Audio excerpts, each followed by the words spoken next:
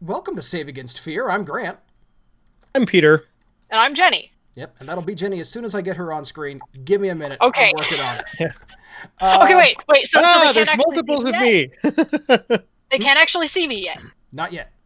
Okay, just I'm about, gonna just about. get something right quick. All Hang right. on. All right, it's fine. That's most of it, Jenny. I think we're good. All right, Jenny will be back in just a second. But yeah, we are Grant and Peter and Jenny from Saving the Game, a Christian podcast about tabletop role-playing and games and collaborative storytelling. And we're here to talk about spooky elements in your games. And I am excited because this is something we have been talking about for like 2 months on our show. Yeah. And it's going to be great. Yeah, if you've heard all of our episodes, this might be a little bit of a highlight reel, but there's probably going to be some new stuff in here too. So, And if you haven't, oh, you're in for a treat. But we are, one of the things we're going to be talking about a little bit is how to incorporate spooky elements carefully, respectfully of other people who may have issues with certain things, how to be very safe about these sorts of things. You know, obviously very important for everybody attending Save Against Fear. And while we are none of us therapists or really involved in mental health in any way, we want to at least be aware of some of the mild uses of like, hey, you know, therapy is sometimes about dealing with uncomfortable things.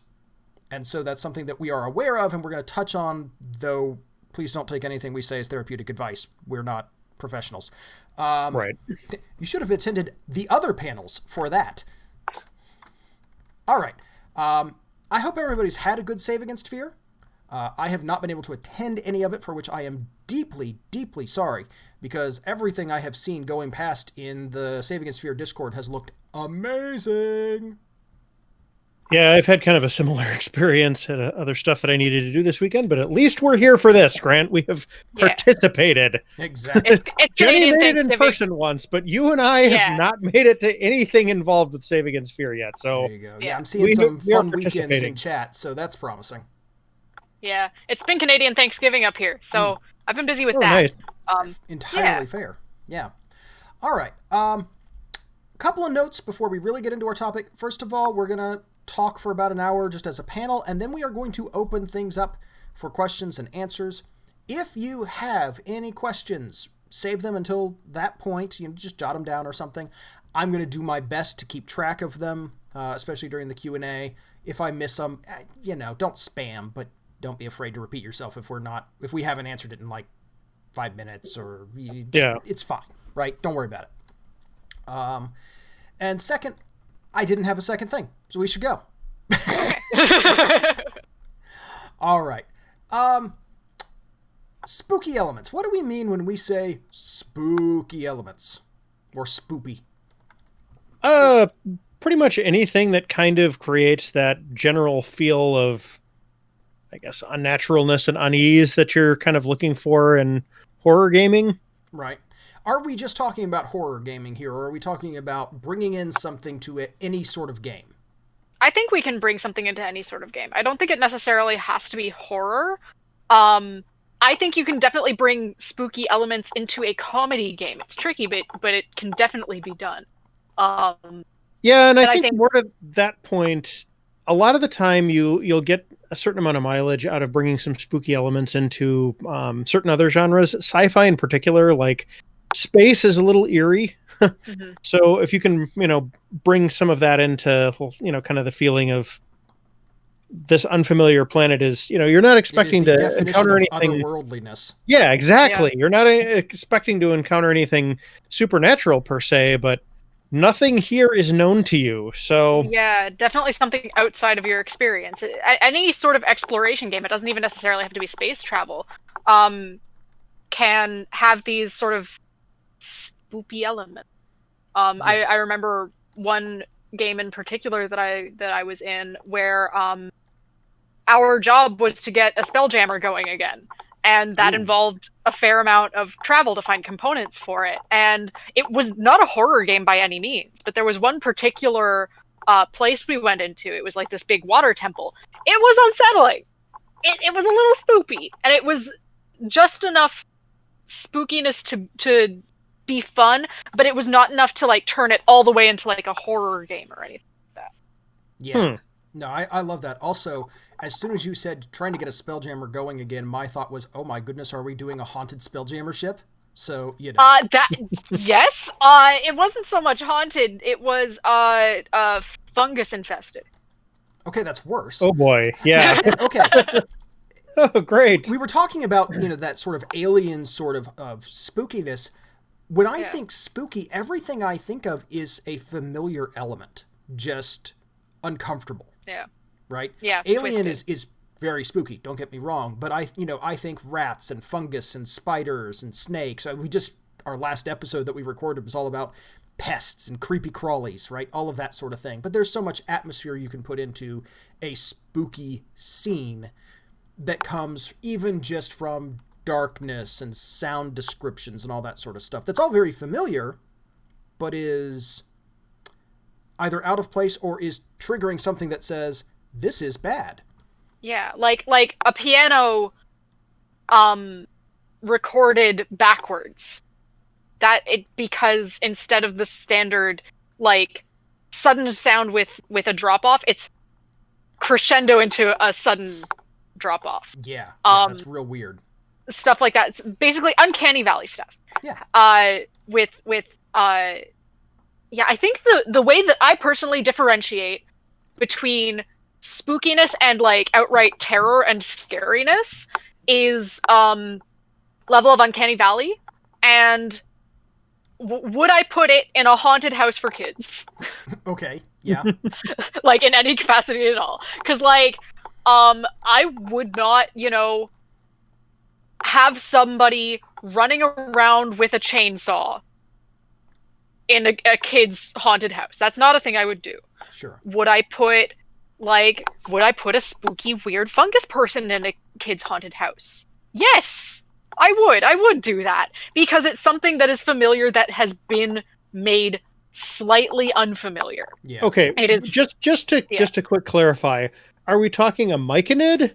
Or are we talking a clicker from The Last of Us? Because you've got a spectrum of fungus people to work with there. I think we can get into the minutia of fungus people later. Adding a spectrum of fungus people to our shirt list, so I think before we move on, though, I think one of the things that really gives you kind of that spooky sense is any kind of uncertainty. So, like anything that obscures things, anything that just makes things kind of unknown. We mentioned in the episode that we just that Grant just referenced about the creepy crawlies that a spider that you've lost track of is much worse than a spider that's still right in front of your face, right? So things like darkness, fog, stuff that muffles or distorts noises, coming from around you. We talked about this a little bit when we were creating a haunted house too.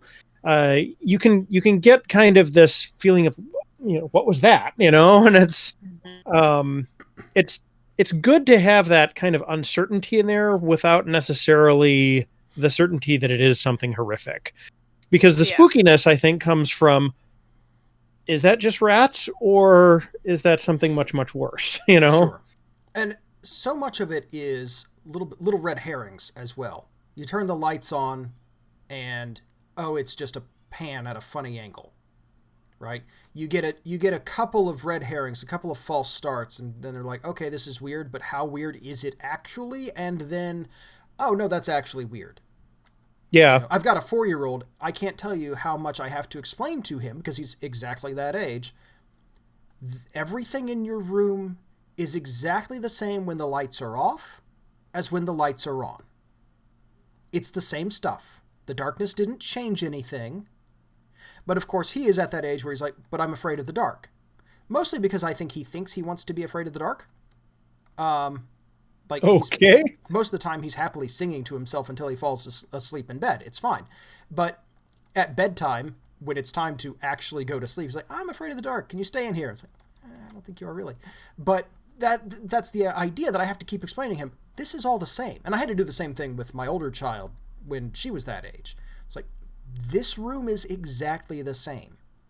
And giving changing the atmosphere of a thing works really well just to have spookiness. Because you can like a light, turn it on and off and make a spectrum of just how spooky is this thing. And that's something that you can slowly ramp up.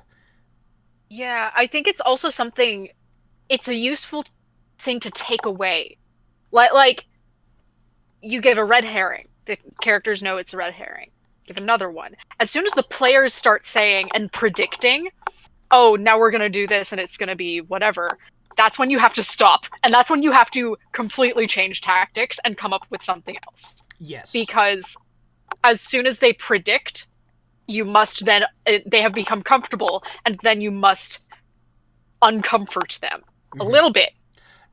Not to the point of like, and then all of a sudden, Jason with a chainsaw comes out and yeah. Yeah, that's terror rather than spooky. You may not have to throw that change in immediately. Reward them for figuring things out, and then find a way to change the rules that don't actually violate the rules that you're trying to establish for whatever scenario this is. If it's always the GM is just changing the rules constantly and this is theater of cruelty run by a GM, I mean, that's just not fun. I mean, that's why they call it theater of cruelty, and why Pinter should be fired out of the earth into the sun. But that's, that's just mean. So if we can set them up and say, yeah, you've got this figured out. You think you know what's going on, but you didn't have the whole picture. I think that's very rewarding because it gives the players a success and gives one of the most valuable things in storytelling, which is a dramatic rise and fall. Sure. And that's actually what I love using spooky stuff for. I love horror games. I really do. Some of the best gaming I have ever played in at conventions has been horror games or horror-adjacent games. But when I run games, I don't really have the opportunity to run horror games very much. But, Peter and Jenny both have been in my games. I like to run games that have that rise and fall, that like to build up tension and then release that tension and reward that. And one of the ways you do that is you bring in those spooky elements and you're like, this is not a comfortable scenario. This is something that needs to be fixed or resolved. I think one of the best examples was probably that pocket dimension in the Colony game with the Beholder and the Nothik in it. So it's just to give kind of an idea of how this worked. This was the setup. We wandered into this cave we were looking for something. And there's like this weird exploring. Yeah, this big like plate on the floor, and a bunch of skeletons around it. And at some point, like the skeletons like animated and shoved us all into this plate, which sent us to a pocket dimension. Okay. So first of all, you've got the creepiness of skeletons, but they're not trying to kill you. They're just trying to do something that sends you to some other unknown place. Now you're in a location that we didn't figure out it was a pocket dimension right away either. We just knew we were somewhere else. So there's another element of uncertainty. We found out pretty quickly that we were in jail cells. We were able to free ourselves from that. Bumped into a small, like a spectator or something like that. Whatever Sal was. Creature. Yeah, little mini Beholder. Interacting with him brought in some other levels of uncertainty, including like the bizarre way that you described him telepathically telling us what his name was. That was this whole like weird collection of sensations. Then found out that like he's trying to keep everybody prisoner until his master gets things figured out, but his master has turned into a Nothik, which is another kind of weird creature. And yeah, it just it kept like building and building from there. We eventually just, kind of rescued the people we were looking for. They turned out to be in this pocket dimension, and yeah, there was a bit of a fight and stuff. I mean, it was D&D, but all of that kind of uncertainty, weirdness. Hey, there's this other element that we weren't anticipating. Hey, there's this other thing that we're not quite sure of the nature of. You can build all of that together, and it's not terrifying. It's not going to make somebody, like grab for a bucket to hurl into or anything, but it will definitely unsettle you and put you on the back foot a little bit. And that can be interesting. Yeah. So let me ask this, just we've mentioned one game there. Jenny, what's the best spooky scene in a non-horror game that you've gone through? Okay. So that I have personally gone through myself as a player.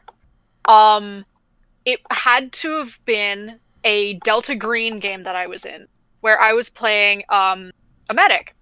I believe I had, like, none of us had, like, you know, terrible sanity scores or anything like that. For those who don't know, Delta Green is a variation on Call of Cthulhu. So it's made to, it's not exactly made to be a horror game. It is more along, it's almost closer to Monster of the Week. Yeah, it is. It's an investigation game more than anything. Yeah, so the player characters, not, as opposed to being like academics and stuff, are soldiers, intelligence agents, that sort of thing. They're a little more formidable. So it's closer to it's closer to X-Files. Yeah. Yeah. So I was playing a medic. We had been investigating this town. I don't even remember the actual mystery. The scary scene that I remember, and the most fun I had with it, because I was able to, I wasn't actually scared myself. There was very little bleed there. I was perfectly content. But we had tracked, I think it was a drug dealer or something, because we thought that there were like weird drugs going on in town. We tracked this drug dealer to a cave just outside of town. And we split the party. Because of course we did, because it was a con game and we knew it was coming to an end.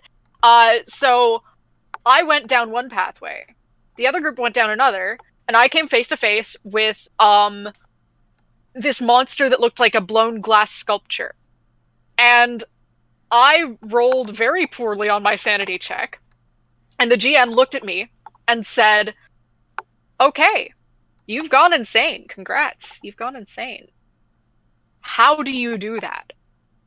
And so I got to choose how to ruin the day of everybody else there by basically bringing complete and total attention to the fact that, yes, there are people in this cave that's supposed to be full of blown glass monsters.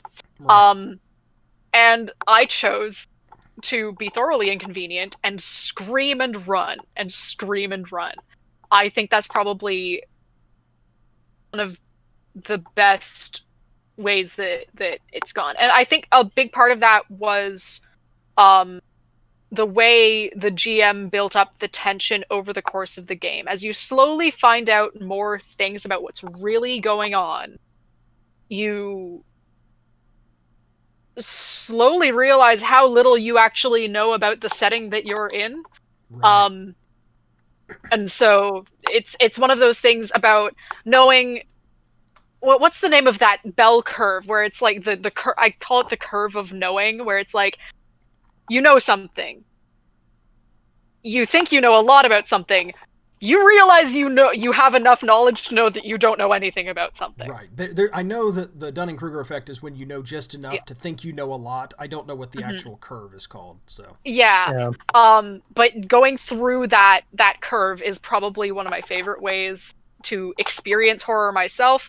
My favorite horror thing I've ever done to players was when I was gaming with kids, and they came across a giant spider that talked to them in a robot voice, and then bent itself in half so it could see all of them with its many, many eyes. Nice. And I had already checked with the kids beforehand. We did a little bit of a lines and veils questionnaire about like what their yeses and nos were. Spiders never came up on there. So I was like, cool, I get to use as many spiders as I want in this campaign. So, and I did. I think that actually leads us to something that we mentioned that we needed to talk about at the beginning, and this is as natural a place as any. Let's talk about how this stuff interacts with safety techniques, because obviously, you know, if you're going to be putting anything that could be genuinely disturbing to your players in, you want to make sure that you don't take it too far. So for my money, there's two primary types of safety techniques. There's filters, which are kind of like the lines and veils that Jenny referenced. Just to give you an idea, if you're not familiar with lines and veils, a line is something that you don't want in the game under any circumstances at all. And a veil is something that you're okay having in the game if it's off camera. This is a conversation that you usually have like in session 0, or sometimes if a game is going to be, making some major changes, you can say, hey, I'm thinking about including, these elements, or, we've added some new players. I'd like to go through this again just to kind of make sure that I'm not violating anybody's boundaries or, bringing up something that they're uncomfortable with. Lines and Veils is probably the most, it's probably the earliest one of these that got any kind of major traction.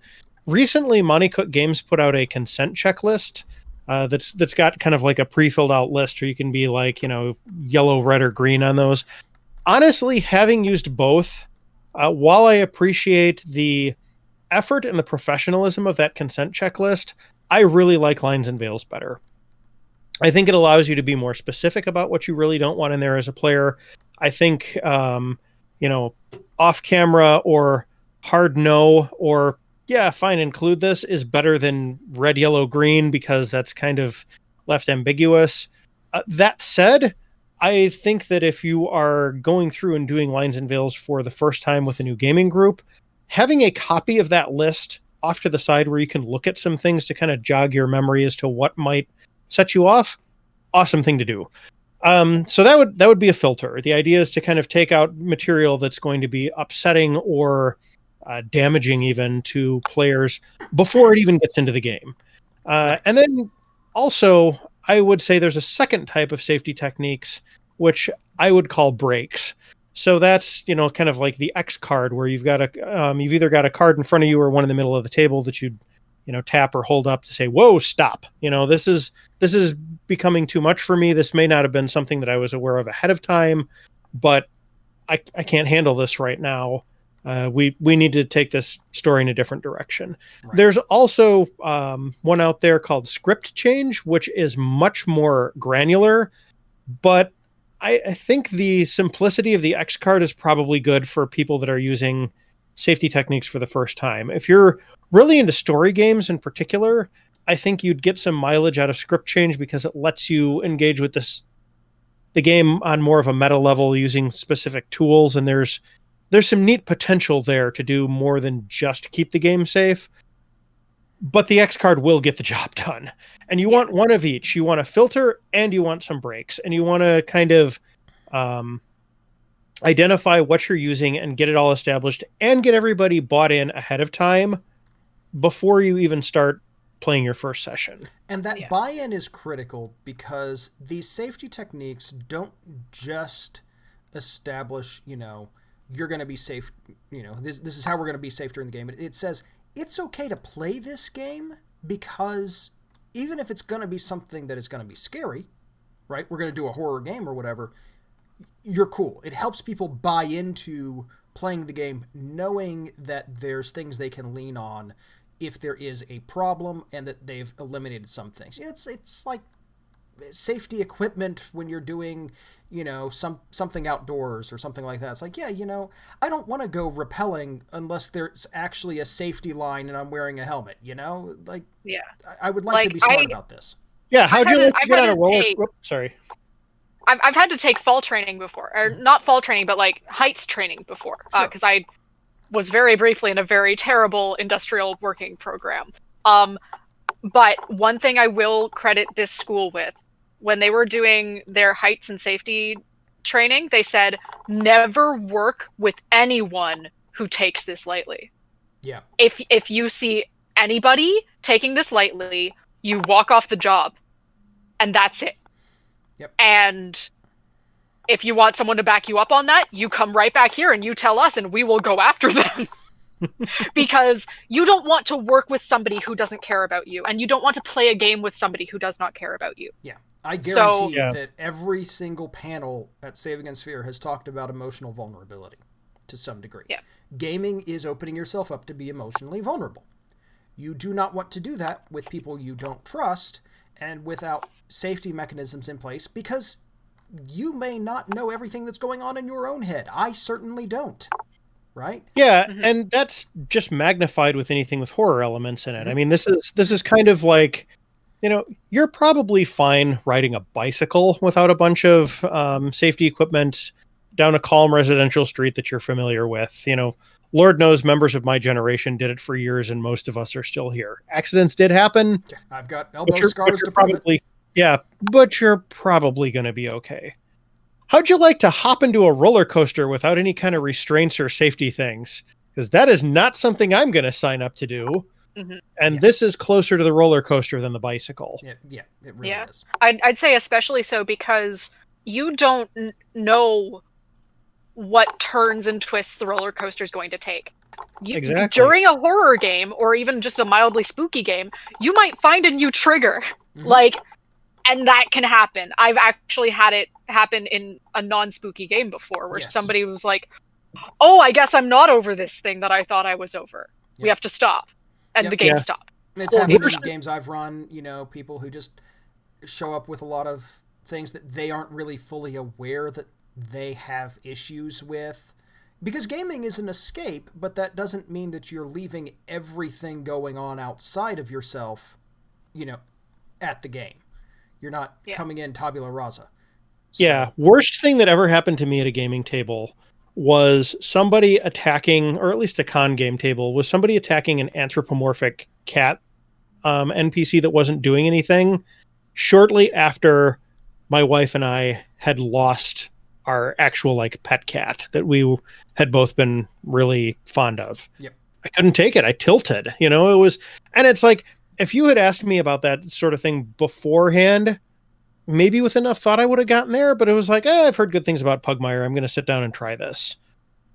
And then somebody decided to just cut down an Anthrocat sentry, and it was like, whoa, no, this is way too much. Yeah. Absolutely. Okay. That brings up something that I think we should maybe hit on a little bit here. How do we then walk something back? I think let me throw a little complexity out there. How do we walk something back without then completely abandoning the tone we're going for? In some cases, I'm not sure you do. Okay. If somebody if somebody has gotten genuinely upset, I think immersion and game tone take backseats to getting that person back into a stable state. True. And I think it's very important as we're having this conversation to acknowledge that sometimes you just have to throw the game out in favor of keeping the person okay, and that is not just okay, that is right and proper. Yes. People are more important than stories. Yeah, nothing that happens in the fiction of the game is anywhere in the same level of importance as the people sitting around the table. Mm-hmm. Physical or virtual. I think it might not be the worst idea to sort of have almost a backup game. If you know that you're going into a game that has spooky elements that someone might have to nope hard out of, with a hard nope, it might not be the worst idea to have a game like one of my favorite board games ever, Nevermore, is a series of very simple mechanics with very mildly spooky card art. It's still spooky-ish. If you're still set on spooky, play a game like Nevermore, play a game like Mysterium, or something like that. If you're absolutely set on spookiness. If you still want to keep a game going, have a backup. Say, if you want to keep it to gaming, I know that's something that I had to deal with this constantly, mostly due to scheduling conflicts. But I would plan for so-and-so to, be at a game and they would be there. And they'd be like, well, guess we're doing a boring dungeon crawl today. But some of those boring dungeon crawls turned out to be really, really fun because we were working around different parameters than any of us had expected. Right. I think this might be, and granted, I do not have a whole lot of experience with script change, but this might be where script change is an easier mechanic to switch off to, if I'm script change does explicitly have that rewind mechanic where you can just kind of back up the story to the point before things went off the rails and take it in a different direction.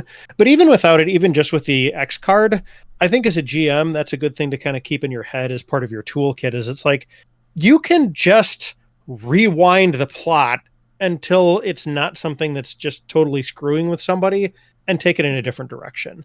I think it's also fine, like, once again, the humans around the table are more important than the game. Break the immersion, metagame a little bit. Look at the player and say, okay, what if I did X, Y, Z? If they're like, yeah, sure, that'd be fine. That wouldn't be upsetting. Great, let's do that. And then, do your best to draw people back in as you go from there. Right. One of the things I will say too, and I say this mostly as somebody who runs games, but this is something that everybody at the table needs to do. Watch other players. If somebody is starting to sort of collapse in on themselves, withdraw, not participate, make sure that person's okay. They may not be in a head state where they can just come out and just be like, oh, okay, no, I need to stop this. Right? That happens. Yeah. People shut down. Mm-hmm.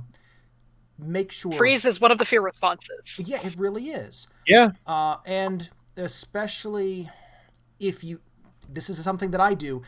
If I see other people having fun, I don't want to interrupt that, even if I'm kind of getting into a bad headspace with things. Right? Because that's me being a bad person. It's not, but that doesn't mean that I can consciously and rationally make that change, based on what's going on in my head. So it's okay to watch other people. And again, normally this is one of those things assigned to the GM. I kind of disagree with that because the GM in many games is doing more than the players because they're having to keep track of plot, they're having to pass the spotlight around, they're having to keep track of NPCs, blah, blah, blah. Other players... Yeah, there's a lot of stuff that they have to juggle. There's a lot of notes and, just kind of like trying to improvise and that sort of thing. Yeah.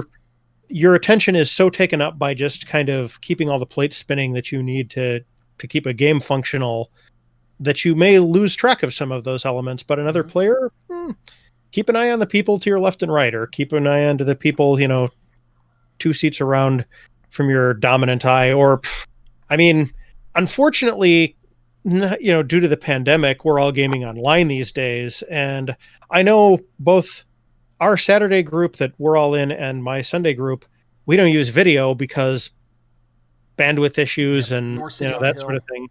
Yeah, so you kind of got to listen for like changes in people's tone of voice and stuff, and that can be harder.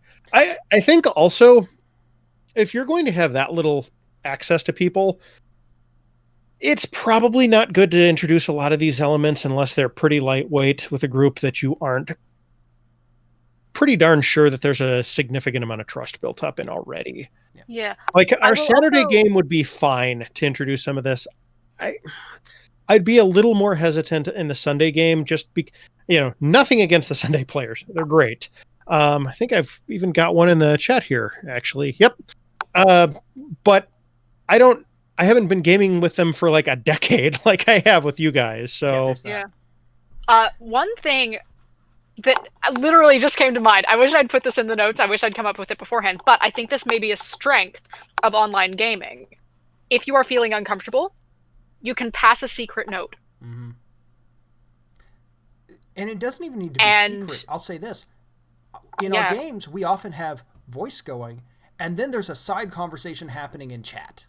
Yeah. Mm-hmm. And chat sometimes is safer because you're not speaking. You're just putting text out there. Yeah. No, but you're right. Just IMing I'm old. Just sending us a message to the GM or even other players, because sometimes a peer-to-peer relationship, and God knows I hate the whole GM is above the players nonsense that, is a product of like the 80s and 90s. But there is this idea of, well, it's Grant's game, it's Jenny's game, something like that. When it's the GM and other players, sometimes just messaging a peer and saying, this is real weird, this is uncomfortable, or I'm just not feeling great about this, is enough to get that other person to speak up for you, right? The other thing that you as a peer need to be watching for that, because that's almost more supportive in a way. The other thing, too, that I would throw in there is, if you feel like you need to do this, another strength of online games is you can literally just close the tab that the game's in and punch right out. Especially if nobody's respecting your responses to things, just nope out of it. Yeah, it's polite if it's if it's something that comes up really severely and you just need to like stop it from coming into your ears. It's polite to then use like a back channel. Most gaming groups have like, a Discord server or, something to that effect. Yeah. Be like, hey guys, it was too much. I'm going to, drop for this evening, or consider this, my invoking the X card or whatever. But, all you got to do is just reach up and hit that little X, Mm-hmm. And if your gaming group severely holds that against you, it's time to find a new gaming group. Yes, exactly. Now, there's one thing that I want to throw out here. We're talking about players having agency over controlling when they get out of a horror scene or spooky elements that they don't like. How can we, as people who are running games, and I want to frame it in that way, because if we're talking about a purely collaborative game, this is almost built in. But if we're doing a game that's a classic GM and players sort of structure, how do we make room for players to introduce spooky elements on their own to make a scene more interesting? Note passing. Okay. This is sort of where I was going with the whole thing. One of my favorite things that it wasn't spooky, but it could easily have been turned spooky. One of my favorite things that has ever happened to me in a con game was a paranoia game where we regularly had to pass notes to the GM while all of the characters were literally in the dark. And saying what they were doing in secret. Cool. Real quick, hey Jack, good to see you in chat. Hey Jack. Hi Jack! Sorry I can't watch chat. Hi Jack. But yeah, literally one of my favorite things that we've ever done was everyone around the table knew that everyone else was doing secrets. Mm-hmm. Everyone else had some sort of secret, whether that was in character or out of character. And I think that secret note passing it's one of my favorite mechanics ever, and we don't get to do it nearly often enough in any of the games that I run or play in. So yeah, secret note. So I've got a completely different answer. This is really one of those places where kind of the old GMing saw of yes and really kind of shows its full utility. Mm-hmm. Because, okay, so let's use our Saturday game as an example. A lot of the time, Grant, you'll describe a scene, and one of us, seems like usually me or Chrissy does a little bit of this too, will kind of come back with, another detail or something that they would expect to see in the scene. Yeah. And a lot of the time you're like, yeah, you'll see, this or that. And it's like, you kind of just let players do that kind of feeding off of the atmosphere. It's like if you're like, yeah, you're in this room and it's kind of dark and it's humid in here and it's clammy and you can hear, like the trickling of water and stuff. And people are like, like mist, clinging to the ground, like, yeah, mist clinging to the ground. If they give you those details, make them canon unless you've got a real good reason not to. Kids are amazing at this, by the way. Middle schoolers are amazing at this. Like, I did not prompt them to do that kind of thing when I was gaming with them, but like they absolutely did.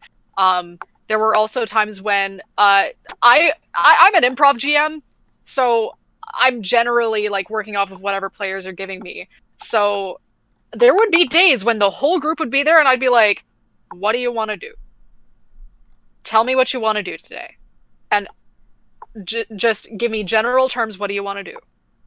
Right. And one of the biggest versions of this that they did, they specifically said, they requested this, was, we want to take down a human trafficking ring. And I was like, okay, I guess we're taking down a human trafficking ring then today. That gave me enough to work with that I could build something that they were all engaged in, they were all into. Yeah. But I could still surprise them because they gave me such a general idea to work with that I could be like, all right, here's how this is going to work. Mm-hmm. Here's your human trafficking ring. I get to tell you how it's scary and why you guys are the heroes. Okay. I like that. So yeah. Yeah. I think one other thing too, just this is kind of, I suppose, good advice for this whole general topic, but don't neglect in your descriptions what the players hear, and don't neglect what they smell. Those are two senses that I know get passed over in a lot of GMing descriptions. I'm guilty of it myself. I wish I could remember this stuff more often, but one of the things that kind of came up in our Creepy Crawly episodes that we just, recorded last and will be coming out on Tuesday, was kind of the idea of just remember to use the stuff, like buzzing flies or some kind of a weird, aroma that you can't place or that you can place, but you don't know where it's coming from. Those kind of elements are a good way of kind of riffing off of what the player's doing, because I know even in real life, like you come into an environment and you become more and more aware of like the details in that environment the longer you stand there, right? Like if you walk into a really good example is like walking out onto the street from a darkened movie theater. You're first kind of hit with that first blast of light, and then kind of the sounds fade in and you start noticing kind of the events going on around you and the smells and stuff. And it only takes a second or two, but it's definitely a process as your body kind of starts prioritizing things. So if you kind of leave something out initially, you haven't blown your chance to include it later. Mm-hmm. Because, once again, the longer you stay in an environment, the more you notice about that environment. Yeah. I'll also say this is a good way to play with things the characters don't know that they already know. Like make those senses something familiar. So like say you're, walking down a hallway and it's really dark, so you have your flashlight out, and all of a sudden one character, I would like point to them and say, you suddenly get a whiff of your grandmother's perfume. But your grandmother's been, passed away for 10 years. So make it something that is familiar to them, but out of place. Right. Or if you really want, you can be like, okay, I've talked with this player before. We did some character creation session 0. I know that this is, your character is motivated by the passing of their grandmother for whatever reason. You get a whiff of that perfume. That's something that they have already brought in that you're then playing off of. For those who don't know, Peter, Jenny, and I last season we were guests on a actual play podcast called City on a Hill Gaming. Peter and I are doing it again this season, and I'm running the game this season. And one of the things that I did was record a session 0, because I thought that was very important, in part because I wanted an opportunity to demonstrate some safety techniques to an audience that was listening to an actual play and things like that, right? Hearing some behind-the-scenes stuff. But one of the things that came up was I said, okay, I want all of you to tell me one thing that is true in this setting. And I think that threw a couple people for a loop because they're not used to D&D being collaborative. But there were a couple of things that got thrown out that were generally like, oh, this is going to be something I've got to play off of. Because it, A, happened to tie directly into what I was trying to come up with in the game, and B, is something that I would be really a bad GM if I left out because it's super cool. Yeah, I think one of the most valuable gifts that the whole kind of story games movement gave us is kind of the irrefutable evidence that everybody around the table is going to have some good ideas. Yeah, absolutely. And it's great to let that happen. And I would say it's important to even let players set scenes. They, if you say, hey, this is a creepy scene, they know what that means. Let them talk about, yeah, I'm brushing cobwebs out of the way. Yeah, I smell something gross in here. Let them do that. It's great fun, and it's a burden off the GM, but also it's organically adding to what you've got in the game already, and it's wonderful. One thing I want to mention real quick, talking about smells and sounds. I mean, listen, pandemics suck, but online gaming is kind of great. And, yeah, it's hard to do with smells, but sounds are actually really easy to include in a game. There's so many tools. Listen, if you're on RPG forums, big ones, RPG subreddits or whatever, you will see post after post of, hey, here's this thing for sounds, soundboards and soundscapes and things like that for your game. And it's like, I'm wallowing in them. I'm up to my knees in different soundscape options at this point, and a bunch of gaming platforms for online gaming already include those. Now, I know there are players who have audio processing issues, so if that is true at your table, don't use those, or use them very sparingly, or use them in a way where it's not going to cause audio processing issues for players. Maybe somebody can listen to it before the game starts as we're sort of setting up, but then once they actually need to focus on dialogue, fade it out, turn it off. You've already kind of got the mood set.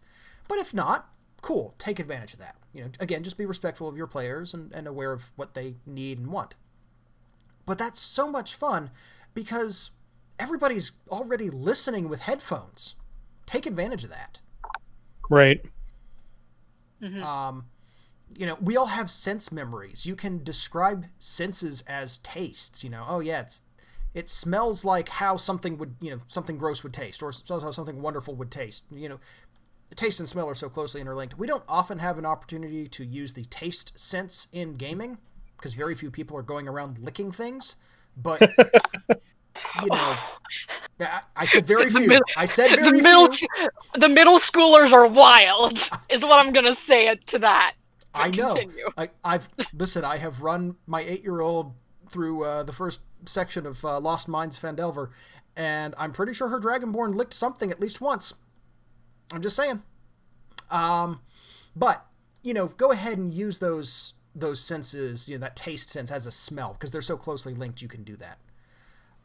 Touch is another one that I think is probably closest for horror games, because it starts to be invasive, and when you start getting things on you, feel like just describing that can really get that prickly, icky sensation going. One other thing that I would throw in there is every place that you go regularly has a distinctive smell, whether you really consciously think of that or not. Your workplace does, your home does, the home of your relatives do, the homes of your friends do, the stores that you visit. There's a particular distinctive smell that goes with your church, or places that you would volunteer, or the game store that you go to. And so if you're going to evoke that kind of an idea, it's like, this place just kind of feels like you're somewhere else, like you're in this weird, underground passageway or something, but it feels like you're at work. It smells like you're at work. It's like you're getting the kind of the non-visual sense cues of being in some place other than where you're actually at. That can be very eerie and... Yeah. Go ahead. Sorry. Yeah. I mean, that can be very eerie in a good way of kind of creating that unsettled, spooky feeling without pulling anything horrific in, because you've got things that don't match now. Yeah, and one of the things I want to add to that, and this is what I was trying to add, apologize for interrupting, I thought you were done. That's okay. There are common things that you can lean on so that you do not have to describe smells in exact detail or sounds. Just lean on what are probably common experiences. If I tell you, this place smells like a doctor's office, that has a very specific sense memory that's probably pretty close for everyone. But even if it's not exactly the same, everybody has certain things that they emotionally associate with a doctor's office. And the smell sense memory triggers stale that. air and isopropyl alcohol. Yeah, well, probably. Yeah. And a little bit of stainless steel underneath that. Mm-hmm. But if I just say that, it doesn't matter exactly what brand of cleaning product is used there. It's a common thing that everybody knows. And that's something that is really worth remembering. Every game is happening in every player's head simultaneously, and you're never going to get exactly the same experience from person to person. It is all subjective, even though it is a shared experience. My mental image of a game Jenny is running is different from Peter's mental image of that game, and is probably very different from what Jenny is mentally picturing. And that's fine, but if you can lean on something that's sort of shared, that gives you leeway rather than getting bogged down in an argument about what isopropyl alcohol actually smells like. Yes. Yeah. I also think there's this sort of thing that I've been trying to mull over and trying to sort of express. Let's also not forget that like emotions have a physical aspect to them. When you feel like the thing that I would use as an example is you're wandering through this spooky house that you're investigating or whatever. All of a sudden, you feel like you forgot your homework. Like as soon as I say, "Oh no, you forgot your homework," like I think it, and I still get that like my gut dropped out of my feet kind of feeling. Yeah. So I think bringing the physicality of emotions into it as well I think that could be fun. Oh yeah, the human brain can mix things up in such fascinating ways. You know, it's like I'm sure we've all had the thing where, you know, I'm holding one thing and I've got something else in the other hand and I need to do something, but I do it with the wrong hand. And it's like, okay, I just put milk in the cabinet. Okay, this isn't going to work, right? Or, oh, I just tried to wash my phone. It's not. Or your brain just misfires. I saw a wonderful one. My dad did that once. Yeah, I saw a wonderful one online where somebody was snacking while filling out like their Outlook tasks for the week and was hit with the sudden, unmistakable sense that they had just eaten a task.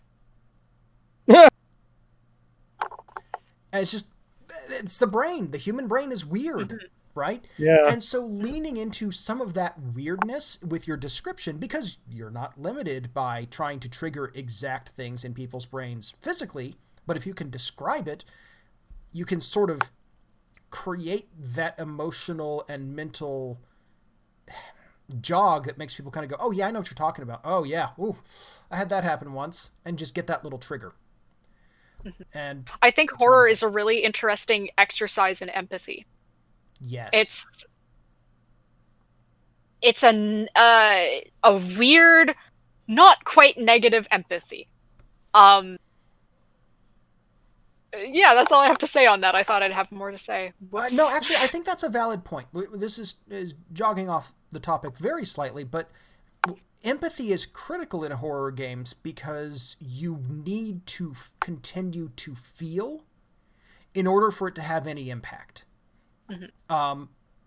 If you are playing, a horror game and you completely cut off all your emotions and approach it from a purely tactical perspective or whatever, you may win, but you've lost out on the experience that you were there for. Yeah, you're not playing a horror game anymore. You're playing, StarCraft. Yeah, exactly. Don't play StarCraft, but play StarCraft. StarCraft's great. But, when you're signing up for an emotional experience, don't reduce it to that. And I think that's critical, and that's why I like, to circle it back around, that's why I like introducing these into games these spooky elements into games that do not already have some sort of element, because it's a way to build up tension, and it's a way to do that for people who have already bought into their characters and are, feeling comfortable in that character already. They've opened up because they haven't had to put up any walls. And while I don't want to go, aha, your defenses are down, I'm going to hit you with horrible things, because that's being an awful person, what I do want to do is say, okay, let's build on that. Since you have, decided it's cool to leave my, emotional defenses down in this game, I want to slowly build up some of that tension to make it so that you still inhabiting that character want to do something because your character is experiencing a negative emotion and they've decided something must be done. Because by and large, people are playing protagonists. They want to act and solve problems in games. Ultimately, the big conceit of gaming with genre fiction is you have agency. Yeah. So being able to do something with that is powerful, and giving people a motivation to act is delightful. That's the whole point. Quick note to everyone in chat. In about 5 minutes, we're going to start taking questions. So as we wrap this up, go ahead and be thinking of those questions. I'll do my best to keep up with questions in chat and take notes of them and who they're from. But go ahead and start thinking of those. Start filling up chat with them if you want, and I'll go from there. Yeah, got an eye on it too. So, cool. Any final thoughts on this from any of us before we throw it out to chat? Not in particular. Okay. I think we've hit the high points. I mean, yeah, like we've hit pretty much everything. If people want us to get more specific, they can ask us questions about it. Yeah, exactly. Yeah, I agree with that. I think maybe the only thing that I really want to throw out there is humor is how people deflect when they are tense, or it's how a great many people deflect. And so as you add more spooky elements, expect more jokes and don't be offended by that. Yeah, I think that's like, I've seen discussions with GMs online where it's like, oh, my players aren't taking this horror game seriously. They're cracking jokes all the time. And, of course, because the internet is an awful place, you'll get stuff, well, like give it some real teeth, punish the heck out of them for doing that sort of thing. And it's like, you don't need to do that. Just to understand human psychology a little bit. It's humor and fear come from the same root of surprise. Yeah. Like, lean into it even, maybe. Like, have the ghost joke with them. Like, Yeah.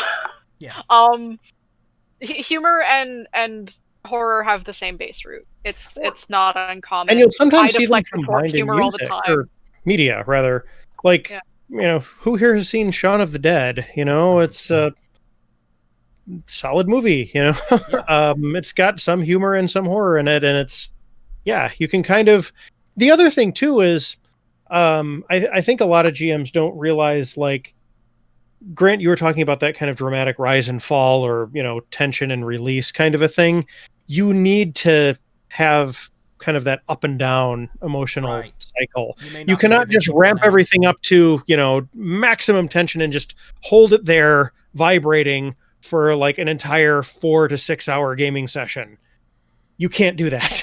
People will look for an out. They will check out. They will, start, they'll get up and walk away. It's like they'll mentally or physically. They'll find a reason to need to use the restroom or go to the kitchen for more snacks or something. They will do something to alleviate that psychological pressure. They'll create their own ma, basically. Ma being the space between a clap. Listen to Hayao Miyazaki. He's got a lot of good things to say about pacing, and I think it can apply to horror as well. Sure. He did some scary movies too. Like, let's not pretend it's all My Neighbor Totoro out there. Oh no! So some of his stuff is genuinely Hayao Miyazaki has some good things to uncomfortable, and has a lot of creepy stuff going on, and I love it. Oh, Jenny has frozen briefly. I assume she'll be back in a minute. Yeah, let's hope so. Yep. All right. Well, I tell you what. This is probably a good time to start throwing things out to chat for questions. First question I see, did someone mention Don Bluth yet? No, but, we probably should. I'm all for mentioning Don Bluth.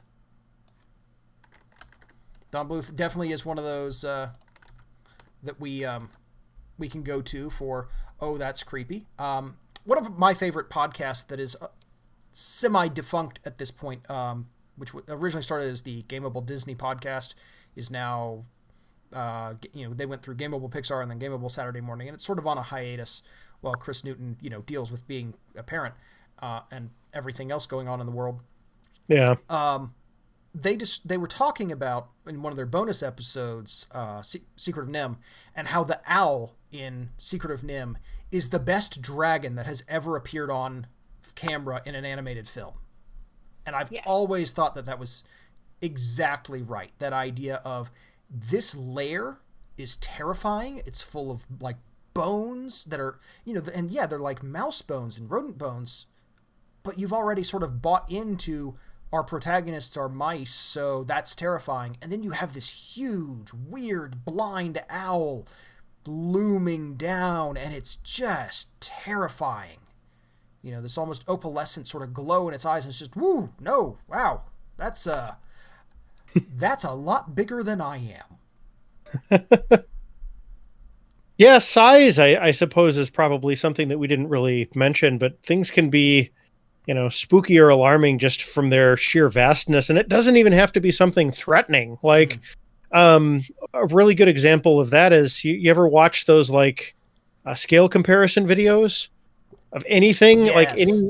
like any, I watched one of just like fantasy spaceships the other day, or sci-fi spaceships the other day. It went from, like some little tiny thing in Men in Black to all the way up to like a Dyson sphere.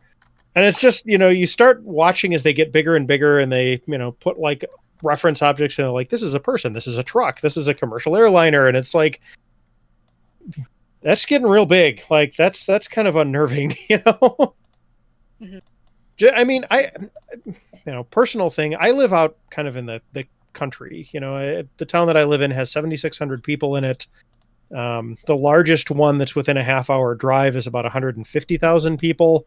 That's Rockford. That's like the second largest city in the state of Illinois, behind Chicago, which is obviously millions. And it's interesting. Like every time I go into the city, I have that sense with the buildings. Because around here, if you get like a 4-story building, that's big.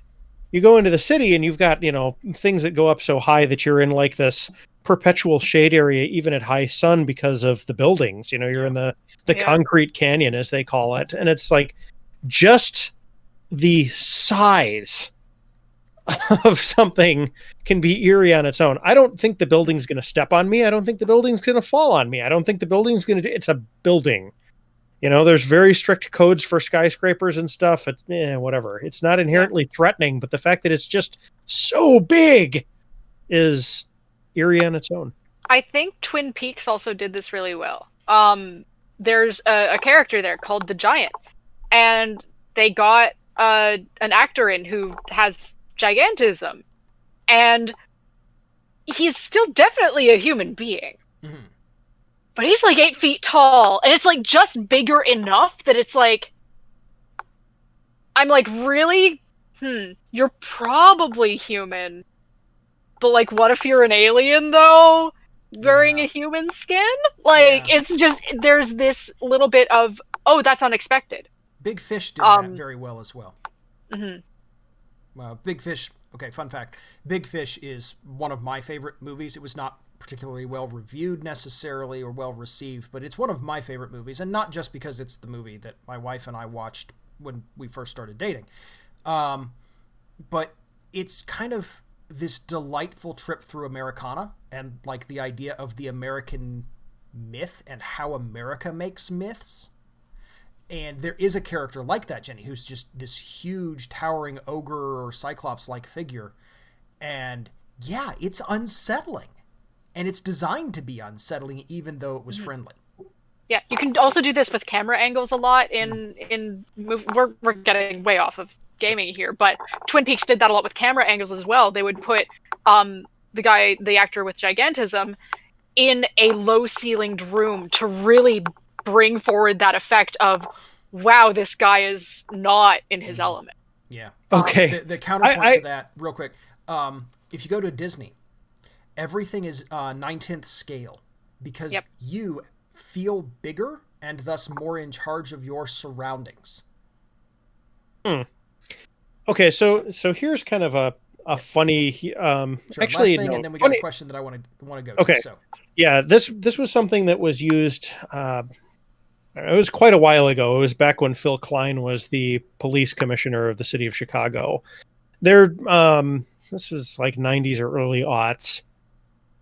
There was a group of protesters that was very destructive, that was kind of following like the World Trade Organization talks around, and they would engage in a lot of, vandalism and stuff. And Klein was very much like, you are allowed to protest, you are allowed to, have your voice and that sort of thing, but I don't want people getting hurt, and I don't want, things getting damaged by these people. So what he did was, this was also kind of before police really got militarized, is he went out and he found all of the tiniest little shortest cops that he could possibly find, like, the little petite women. And then he went out and he found like all of the really big, tall officers that he could find. And he did like a phalanx of the small ones in front and the big ones in back, so that the difference in size made the guys in back just look like giants. it was pretty psychologically effective. People didn't, it stayed very peaceful. People didn't mess with those people that looked like they were larger than humans should be. That's great. So, all right. Quick note. I'm going to start looking for questions in chat here. We've got one from Page 3 Low. I'm just going to use Twitch handles, even if I think I know who you are. Just, for, out of fairness and keeping people, anonymous if they wish to be. Anonymous, sort of yeah. Just, being respectful. And this one is from Page 3 Low. How does your audience change your definition of spooky, aside from what's age appropriate? For example, how would you approach a spooky game? How you approach a spooky game change if you were running for a con game or your regular table whom you know well? Yeah, definitely would. It does. It changes 100% massively. it does, but the question, of course, is how. So for a con game, I would lean on stuff I know is kind of spooky from media that I'd seen. So I would, riff off of movies like Identity or Annihilation that I know have that kind of constant spooky, unsettling vibe through them, and try and use things that are just seems like movies are produced for the widest possible audience, right? They have to make money. The more people that see them, the better they do. So that's kind of the goal of a movie. So they're going to use the stuff that is the most broadly applicable. So I would draw from movies. Mm-hmm. For a group that I know really well, I can be like, well, I know, Jenny finds this spooky or Grant finds this spooky, so I can put this in and kind of tailor the experience to the people that I know well that are sitting at the table. Yeah. The other piece of that is be super upfront about what you're kind of trying to draw from and the mood you're trying to set in the game description, because that sort of acts like a pre-session zero lines and veil kind of thing where you can just say, this is what I'm trying to do. If this makes you uncomfortable, please don't sign up for the game. Yeah. Mm-hmm. Well, and I mean, we've talked about buy-in a little bit, like getting people to accept a premise and kind of get into that mindset before they even park their butt in the seat helps you. It's like, this is going to be a spooky game. Okay, I'm going to get myself in, kind of that spooky state of mind and, just like be looking for stuff to be weird and, feed into it. You hope that that's what people are going to do if you give them advance warning. Yeah. So I think one of the things about a con game is necessarily you don't know the people there, but very few of the other people at the table know each other either. And I think you can sort of turn that into almost a little quick group building kind of session, right? Like, okay, let's go around the table real quick. Here are your characters, and I want you to tell me what your character finds spooky, right? And so you get a little bit of, this is my character, and this is like, almost like this is my character, this is where I'm from, and this is the thing I find spookiest. And then you go to the next person, right? And you build up a little bit of rapport, and you get everybody to introduce themselves and their character, so everybody's like, okay, that's so-and-so, jot the character name down, that kind of thing. But you're kind of just setting a little bit of a scene, right? What Peter said about setting up a tone is very valuable. I think borrowing from one particular piece of media is a good piece of advice anyway, because you know that you're getting a consistent tone out of it, and that's just good advice, period. Yeah. For me, I'd also say very specifically, it's going to change depending on what size of town the players are from, because rural horror is very different from urban horror. Yes, it is. So I'm going to be drawing from different senses and different experiences that I've personally had. Because I've grown up very rural. I currently live very rural, but I have lived in small cities before, and it's not like I haven't, like, I have to go to the big city to buy pants, So, like, it's not that I don't have any urban experience either. So, I'm going to be drawing on different things, and it might completely change how I run a game depending on who's playing in it. Yeah. For a con game, I would actually maybe go local and like draw specifically from that, like the city or town that the con is being held in, because people they're all having the common experience of we're all already here, and that can help with buy-in right from the get-go.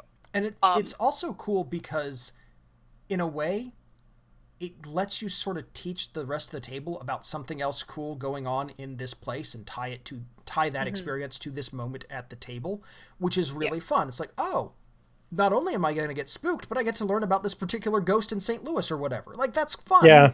You know, it gives that little element of, oh, I kind of want to know about this. Tell me more. I'm leaning in. Tell me more about this.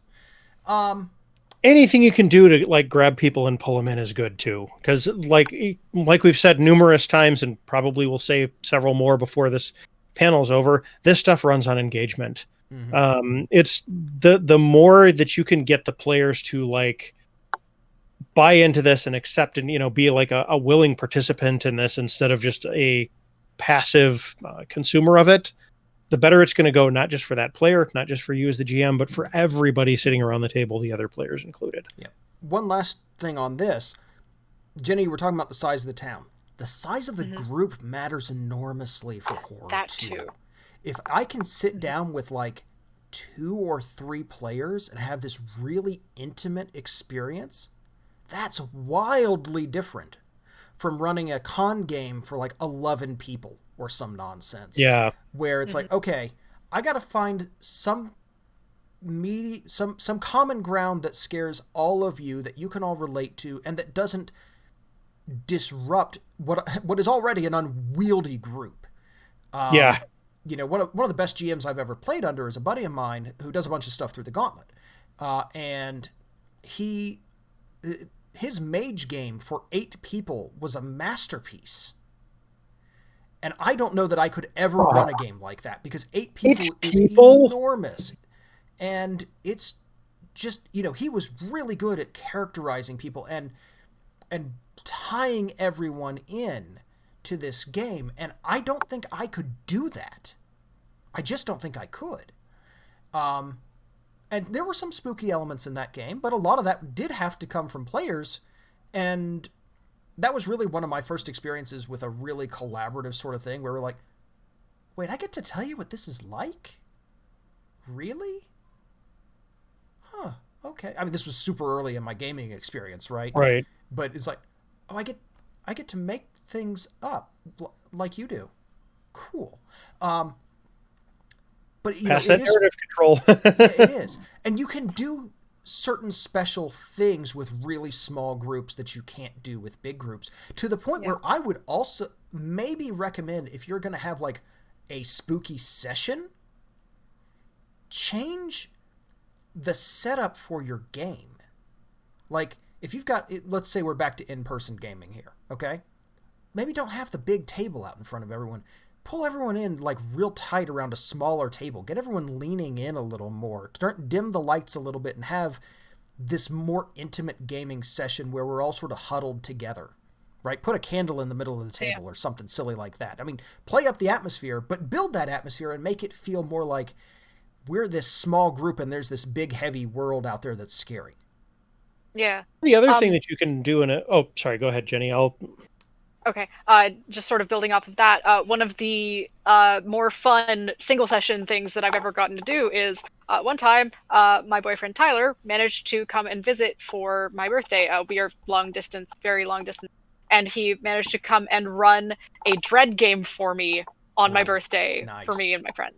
That's delightful. Dread is such a wonderful, intimate game. 10 candles as well. It is. Yeah, but this one, he modified it so that it was Stranger Things, and there was a different tower. Nice. So yeah. It was very, very interesting to all be centered around this single focus object, kind of. It was very, very good. While I wait for more questions in chat, I want to touch on a conversation that's happening. Hang on, I had one other thing. Go ahead, then I'll touch on this in chat. Yeah, chat, go ahead and get more questions in. One of the things that you can do with a group that you are more familiar with is that you can use like the existing group dynamics to your advantage if your players are going to be cool with that. Like, I'm pretty sure Grant, Chrissy and I have a certain way of playing characters that interact in a certain way, especially in our D&D games. Like, she tends to play like a chaotic neutral character and I play a neutral good one, and those characters will almost certainly get along and also almost never agree about the proper way to do something. So you can probably, like, as the GM who's been running games for these two players that interact in a fairly consistent way, you can be like, okay, if I throw this in, these characters will, play off of it this way, or I don't know exactly what they're going to do, but I know they're probably not going to both look at it and be like, oh yeah, we need to do this thing. There's going to be some discussion or debate there. Mm-hmm. If you've got like known dynamics like that in your gaming group, feel free to use them as long as you're not like, hurting anybody in the process. Right. Or making it feel artificial.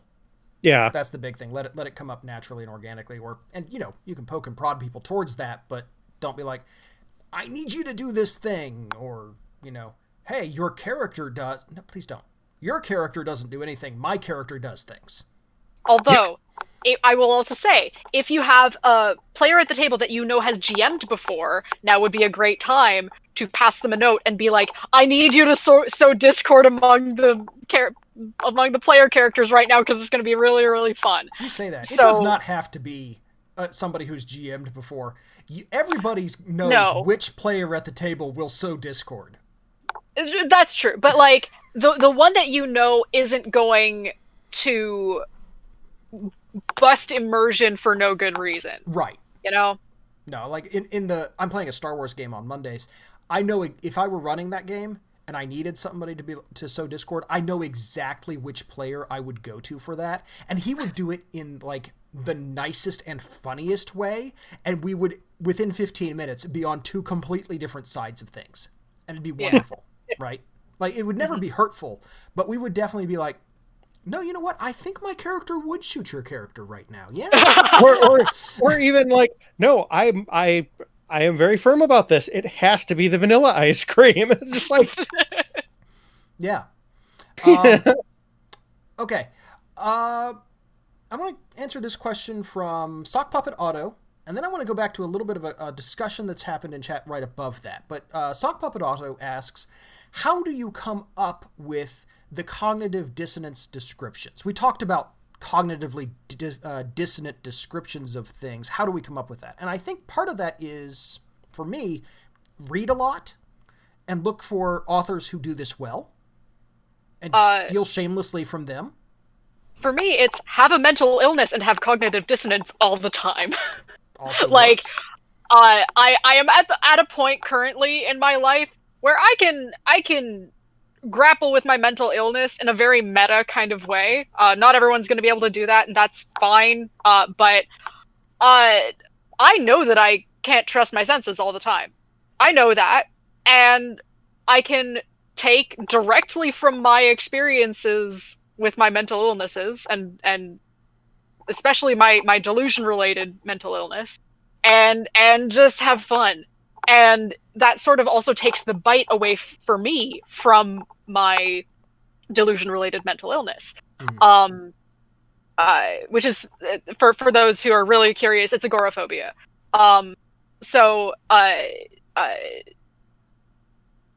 Remembering how that feels, and sort of taking that feeling and saying, all right, so what if it was like agoraphobia, but it wasn't agoraphobia, it was anything, other kind of phobia that would lead to irrational action. Right. I can take that and I can use it in my games. I am really grateful that I've had the counseling necessary to be able to do that. Yeah. I'm not going to pretend that it was easy to get to that point, but that's where a lot of mine comes from. It also comes from stealing from media and from taking improv classes. Because it's a good one too. Yeah, like going for first impulse, like the spider bending itself in half. It was one of the most emotionally effective pieces of improv I've ever done, and the kids thought I'd planned it from the start. Yeah. I had it. It was just like off the cuff. Okay, so one other thing, cognitive dissonance is basically just holding two things that are mutually exclusive in your head at the same time, and kind of the strain that imposes. Mutually exclusive is kind of your key phrase in there, right? If you don't have these other experiences that you can draw on, just kind of the idea of, you think you see this, and then immediately you see this, and well, this and this can't be true at the same time, so which is it? And then just pull back and let them grapple with that for a little bit. Yeah. I mean, ultimately, we're kind of just talking about describing something that is impossible. I've talked about one of the nice media. things about this being such a verbal medium is you don't have a special effects budget, right? You're just trying to engage people's imaginations. Yeah. And again, that comes back to, it doesn't really matter what the subjective experience of it is, so long as you describe it and everybody has a commonality to talk about. I mentioned reading a lot. When I think of like a cognitively dissonant description, my mind immediately goes to Terry Pratchett, who had one of his little things in his massive corpus of work in the Discworld is octarine, which is the color that magic produces, which is a greenish purple. I mean, that's nonsense. Physics literally doesn't work that way. Our eyes don't work that way. But that doesn't mean you can't write it down. That doesn't mean I can't say that out loud and say, no, don't worry about it. It's a greenish purple. And then whatever your brain comes up with, which is for me like a purple outlined in green, I guess, or, whatever it is. I picture like that iridescent stuff where it's green, but it's got like a purple sheen to it. Yeah, any of these, whatever your brain comes up with for that is great. So it's okay to just lean on impossibility. We talked about this game that I was running. It had a little beholder who telepathically projected his impossible name into people's brains. I was like, well, his name's like the taste of spoiled salt.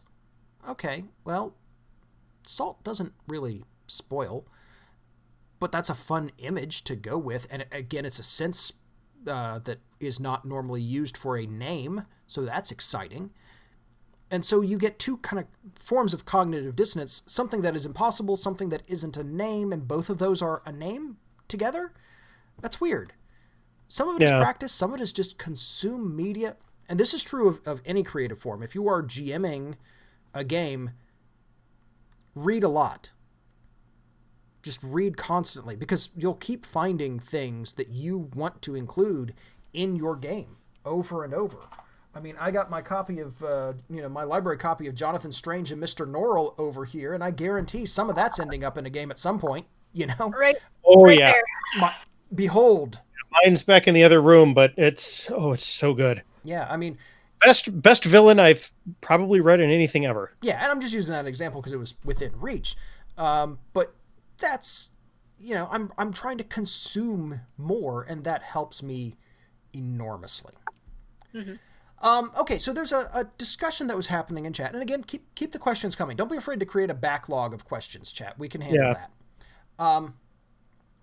There was a little discussion happening about rules. And we touched on this early on, talking about the rules of spooky elements.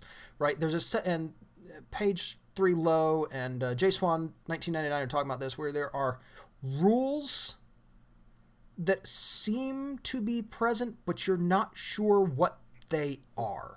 And oddly enough, that ties into the Jonathan Strange and Mr. Norrell kind of thing. Yeah, that's well, like right? Every story about interacting with the Fae, Yeah. It's a wonderful spooky element of, I promise there are rules here. You just got to figure them out because they're not the rules you're used to. Mm-hmm. It's so good. This again requires a little bit of imagining, and I think requires some planning ahead of time, unless you are really, really good or have something you can draw from, ready to go in the back of your head. I'm not saying that nobody can do it. I'm saying I can't do this. I have to plan out rules ahead of time if I'm running a game like this. I need to be able to say, okay, this is how things work, but just like, this is going to be the weirdest analogy, it's like a Sudoku. You don't give somebody a fully filled out Sudoku and say, look what I did. Solve this. You say, here is just enough for you to figure this out if you work at it. Mm-hmm. And that's, there's rules there, but you got to figure out the relationships. You got to figure out what's going on. And it's like, okay, well, how did this mesh with this? How did the fact that the ghost appears under the full moon mesh with the fact that we've got 4 reports of them appearing in daylight? What's the rule there? What's the real light rule from the sky? So what? light from the sky. Sure, whatever it is, right? Yeah. I'm literally just making up two things up Yeah. right now. But I mean, that could be an answer in that particular thing. Is Right. okay, as long as there's light from the sky, well, then the ghost can appear, and then at that point you start running into things where it's like you can start doing other unexpected things, like you could have light from like a blimp flying over or something on a moonless night, and the ghost could manifest in that as long as the light's coming from the sky. Or, oh yeah, the moon just has to be full in the sky. It doesn't really. Oh, we just lost a Jenny. That's why. Peter is now funky. That's fine. Peter, you get to be both of them for a little while. It's fine. Okay. Um, Hopefully she finds her way back soon. yeah. Yep. So, here, I'm just going to go. Rural Canadian internet. Woohoo. Indeed. Oh, there she is. Okay. Well, I see her little Kermit the Frog icon. Yeah. Hi. You back? Hi. Welcome back. The rules for Discord are arcane and unknowable. Hang on a second. Yep, that's fine. That's fine. We're getting you back. Hey, Howdy. there we go. There All we go. right. So yeah, or Peter, to talk about your example again, maybe the rule is not the moon. It has to be a night of a full moon. Maybe the moon just needs to be full and in the sky, and if that means a solar eclipse, great. Yeah. Whatever it is. So that's one way to get those rules is follow them a couple of stages back. What's really going on here? But you present a couple of small effects and say, you think it's this, but there's commonality. That works really well. One of the other... I'll admit, when I make rules, I just steal whole cloth. I when I was running a game for the kiddos, I straight up stole an entire setting from a book I knew none of them had checked out from the library at the very least, because I can check the load history. So what Jenny is saying is use all of the resources at your disposal, including the ones that you wouldn't think of as GMing tools. Yeah. Yeah. Now, there is another piece to rules. We're talking about games. There are rules in games that really positively or negatively affect spooky moments. Personally, I think it's great if you want to set the current game rules that you're using aside and have like a little horror, story game kind of thing. Yeah, like a segment of it's like, okay, we're going to run through this with horror game rules or whatever. You could do that. That's great, especially with something like Dread or something where you sort of pick it up, use a system, and then put it down at the end. But there are rules that you can bring in to whatever game system you're using that play up horror or detract from it. You as the GM can pick which rules you use or don't use, which ones you can emphasize. And I think this is something people do subconsciously. Hey, I really want you guys to kind of lean on some skill checks here and not combat. I'm going to keep calling for skill checks. Yeah. It happens all the time. Give me lots. If I'm running a horror scenario in D&D, maybe I'm asking for perception checks a lot, and using that as an opportunity to describe things. But maybe I'm not necessarily asking for acrobatics and athletics checks very much, or maybe I'm asking for a lot of history and arcana and giving creepy knowledge, whatever that is. Something else that you can do if you're feeling especially clever and have some time to prepare ahead of time, warp the rules themselves as something like you ask for your players are in some weird creepy environment, right? You ask for checks like you normally would, but usually D&D is a rollover system. You're rolling a d20, you're adding some modifier, and you're trying to get over a certain value. Turn it into a roll under system. So all of a sudden the players that start rolling low instead of high are the ones that get the information or succeed, and the ones that are rolling high start failing. And it's just kind of like, wait, that's not how that's supposed to work, and it's like, that's how it works here, and you can play then at around that with point, yes, it's meta, but that's okay. It's a game, it's It's all in the toolbox. It's meta, but the physical experience of what you have going on at the table is vital to connecting to the emotions happening in the characters. That's why Dread works, right? There's a physical reinforcement of the tension of pulling a block out very carefully with shaky hands, and the fear of what's going on, and the fear of, if I do this, I'm going to have to go back to the tower. Right? That, like, there's the physical interaction. It's wonderful. It's why stuff like 10 Candles works. There's a physical thing happening at the table. Giving people some sort of, like, dread tracker or something really silly like that they have to move around, or, you know, anything along those lines gives anything to physically reinforce. This is why, and a lot of people, I've gotten some pushback on this before. This is why when I'm doing a haunted house story, I love to have a full map and the miniature, because there's nothing quite as wonderful as having one of the kiddos that I work with literally, like, pick up their miniature and say, I want to move into this room, and their hands are just, like, shaking, and they're like, I want to go into this room, and then they, like, put it there, and they're like, what happens? Yeah. It's really lovely, and it's so much fun to watch that kind of thing. And obviously that's not going to work for every game. Like, you cannot do that with a 10 Candles game. It's not set for miniatures. But and any sort of tactile thing to sort of draw people in a little bit more, that's very fun. You know, it sounds ridiculous, but even in the dungeon crawl game you and I have been playing, the three of us have been playing with, like, my wife and one other player, there have been moments where it's like, we don't want to open that door. We heard sounds. No. No, thank you. Or the time there was, you know, the thing is, like, the thing that we noped out the most of wasn't even, like, a particularly spooky monster. No. There was a Dao, which is, like, this giant earth genie that was just, like, blacksmithing in this dungeon that we were working through. And every single one of us, like, wrote nope over that room. Yeah. The ability to scribble on a virtual tabletop is delightful, because we get so many people just writing nope, nope, nope, nope, nope in sections, and it's pretty I believe great. I wrote no thank you. Yes. Yeah. Like, writing things in character as well. That is also so much fun. I did have to write yes please just to get my voice in, but, you know. That's fine. Chat, any other questions? We can keep going for a while, but I do want to get questions from chat, because that's why you're here. It's fun. Q&As are much more fun than us talking for a while. We can do that whenever we want. Ask me about my cool bat shirt collar. Yay, bat collar. Yeah. Very cool.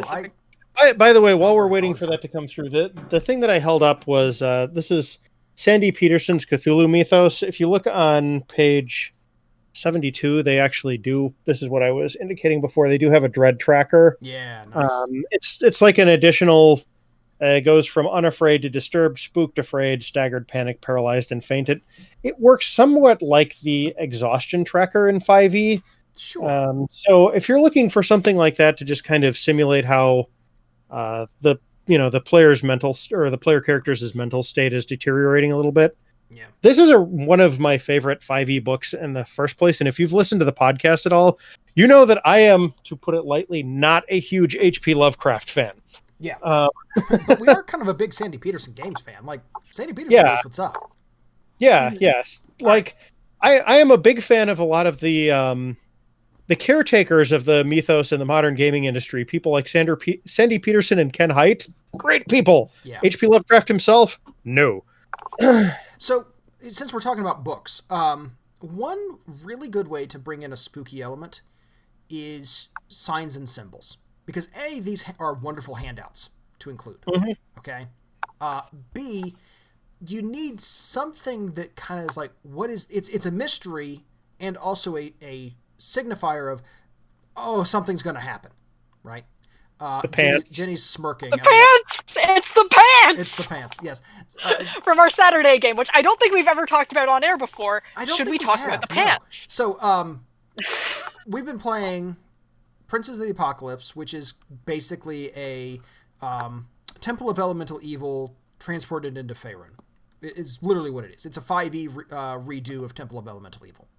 It's very well done. I quite like it a lot, but that's what it is. But there are 4 elemental cults, and they all have very simple symbols, and I'm kind of proud of how I did this. I made sure to give you all symbols before I explained the meaning of any of them, and Ginny has been furiously trying to figure out what the pants mean, and is so happy that they came back up, and finally she knows what it means, and she was able to use it with her character.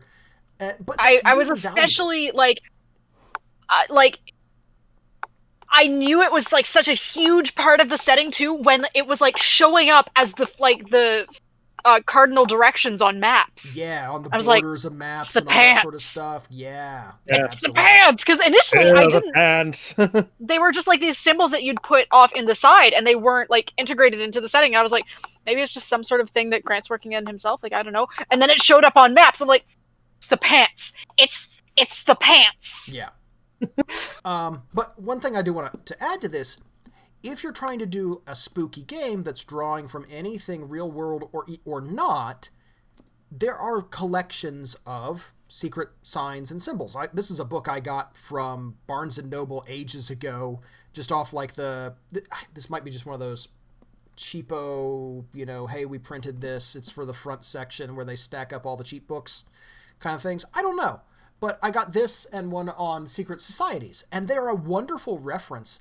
I'm holding up this one. There's bunches of these, right? Just any reference book of secret weird stuff is great, because even if you don't do a horror game, knowing how people use symbols, knowing what they mean, knowing where they come from is inspiration. And that's wonderful for any game. And if you are running something that's near reality, a haunted house set in the nominal real world, yeah, absolutely. Slap a weird, I don't know, slap the language of flowers all over it. Here's another thing that you can do. Yeah, that's not just for games. Look through a mythology book and find stuff that comes off as a little creepy to you. Oh, yeah. Because people have been, creeping each other out with tales and folklore and mythology and stuff since long before we had the internet, folks. Like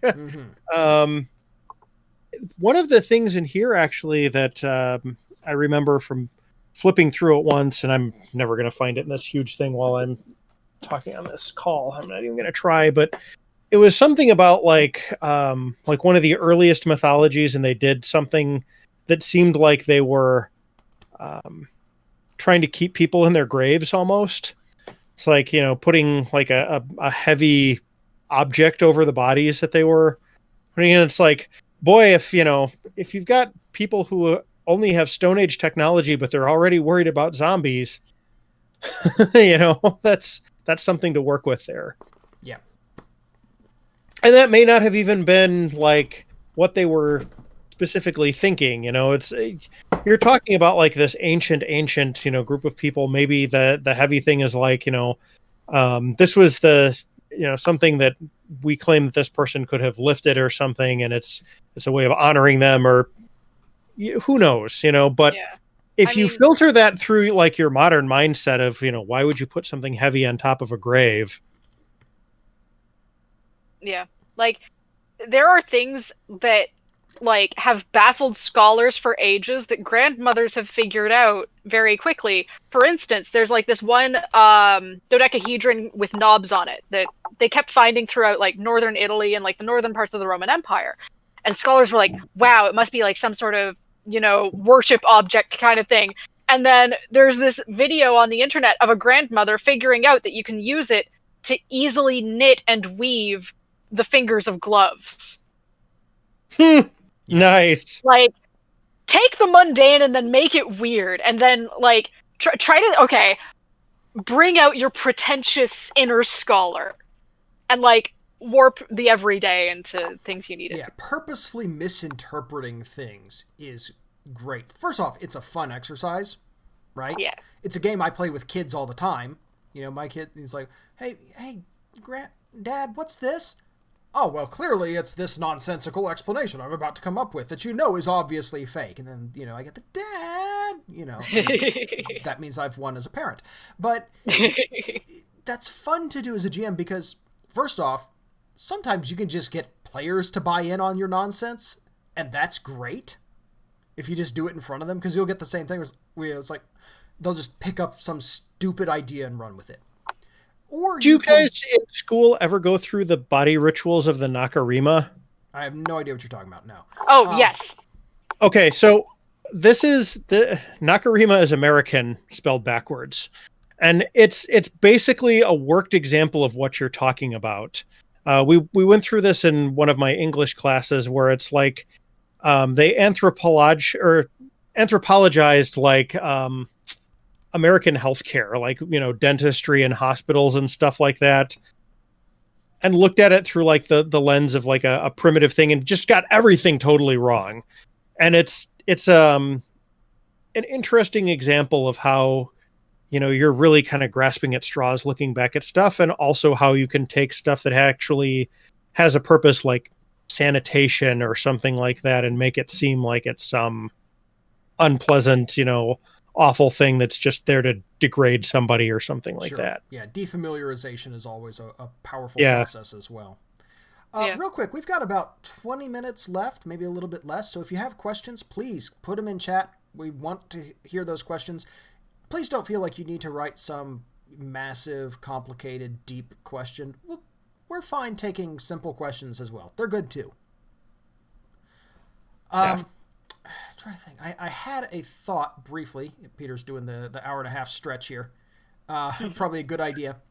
I'm actually just putting the book back on my shelf here, so I've got a spot to stick my arm again. Yes, and yes, and. Anyway, my thought was about kind of ridiculous ideas. That kind of gets back to the idea of ascribing weird meaning to everyday objects, because sometimes that can just be spooky if you have a mundane object that's weirdly out of place. I think the most commonly used trope that in horrors is the doll. Why is this doll in a weird place? Well, sometimes the answer is extraordinarily mundane in real life. Somebody moved it while dusting and never put it back. Yeah, a kid lost it and didn't come back for it. Somebody dropped it out of a passing car, and a dog carried it somewhere, or it got kicked around or whatever, and all of a sudden there's this creepy doll in the sewers. Well, there's a creepy doll in the sewers because kids drop stuff out of car windows. I don't know if you know this. Yeah.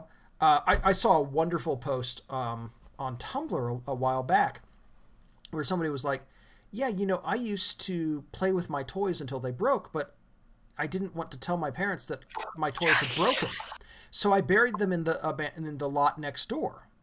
And when a land developer bought it, they saw all these creepy dolls buried around and swore up and down the place was haunted, and it's still for sale because nobody will buy it. It's funny, my Sunday group in this, the first time I ever ran like a pre-made adventure, there's a clearing with a bunch of like these little like Red Riding Hood dolls just kind of arranged in a circle. My group was like, oh, that ain't good. And it's like, it's literally just setting texture. There's nothing magical about any of them. None of them do anything. Like, it's just there to create atmosphere and nothing else. All right, we got a question from Sock Papadoto. How can I prompt players to make their own spooky fun? So a lot of this is just good GMing advice in general, of give players their own reins and just let them run, right? Just say, don't interrupt. Just let them come up with their own nonsense. Yeah. Don't shut them down when they do it on their own, for one thing. But I think it's also okay to just look at them and say, hey, what's creepy about this place? Yeah. I think leading questionnaires are also very, very fun, and this is where so Dread does this super well. I love a good leading questionnaire. This is the best part of Dread. Yes. It's not the tower, it's the questionnaire. Yes. Mm-hmm. So, for example, a question would be like, why do you hate your mother-in-law? Mm-hmm. We have already established some facts. You hate your mother-in-law, but we don't know why. Yeah. So, why is the window in the top upper left corner of the house boarded up? We have now established something. There is a boarded up window in the top left corner of the house. Oh, we've established several things. There's a window there. The window is boarded, and it's boarded for a reason that your character knows. Yeah. Well, yeah. And so this is an interesting thing, too. You have a choice here of asking the player or asking the character. And there's a time and place for both. And this gets we didn't really even talk about the difference between dread and like spooky jump scare fear, where, you know, the players know it's coming and they're watching their characters blindly walk into something that the players know is coming. You know, that's separate conversation. That's why people watch formulaic horror movies. Yeah. Because we know that something awful is going to happen. We go into that knowing it. It's not a surprise. We just want to know what this version of it is. Yeah. Yeah. But I think you get very different responses if you say, hey, Jenny, why is this window boarded up? Versus, hey, Jenny's character, why is this boarded up? Or why might this be boarded up? And they can guess. That's maybe the other thing. If you want to prompt people to make their own spooky fun, don't ask for facts. Ask for theories. Ask for guesses. Why does your character think this might be? Why does you and maybe then frame that in a spooky way. Hey, why does your character think they have nightmares every time they stay in this town? Okay, we've established some nightmares. We've established that, you know, the character has some connection to this town, maybe. But we haven't established a reason. We've established something the character is worried about or needs to find out. And that's spooky fun because you're creating a question rather than giving an answer. Taos in chat says, Kids on Bikes has that. The players tell you the rumors they've heard about in the hometown. I love that sort of thing. Yeah. One of my favorite role-playing games of all time is Unknown Armies 2nd Edition. 3rd Edition's very good. 2nd Edition is what sold me on gaming in general, right? And they have several pages of just rumors, weird rumors. And they're there partly to prompt GMs for ideas, which they do a very good job of. But they're also kind of there to set tone. But they are coming not from, this is a thing that the GM might have, but rather, this is some weird nonsense you have maybe heard of, which may not be true. One thing I think we do not do enough in gaming is create falsehoods. Player character, every prophecy is true. You know, every vision is 100% accurate. Introduce falsehood and misapprehensions and misconceptions and rumors and whispered lies, because that creates an atmosphere of mistrust and confusion. It also means that the characters have to actually investigate rather than going, the first thing I heard must be 100% true because that's a clue the GM gave me. It creates a sense of verisimilitude. People live in a realistic world where people are just wrong sometimes. I think all of those are valuable, but it also gives players wiggle room, and it lets you pick and choose from among possibilities rather than somebody saying, this is true, and you go, well, shoot, I got to rework my session. All right, hold on. You know, one thing that I would like to add to what Grant just said, and that it's very good advice, but if you're going to do that, because a lot of the time you don't have that level of falsehood baked into games, right? So you need to establish that this particular game is going to have that stuff up front. So like in the earliest session, have something come up, be shown to be incorrect, have the players and the characters, learn that, whatever this was that, you were told was either a lie or just plain wrong.